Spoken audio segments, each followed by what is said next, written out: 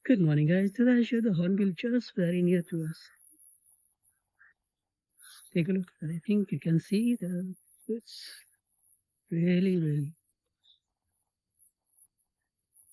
so beautiful bird. This bird is really beautiful.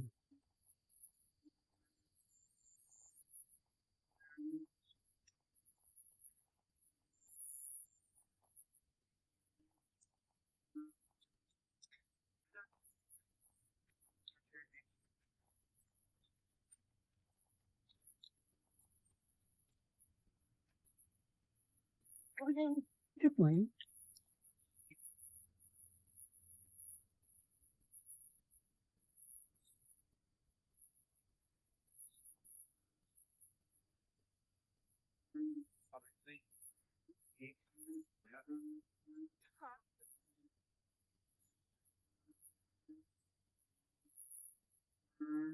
This is the first time I see the bird so near.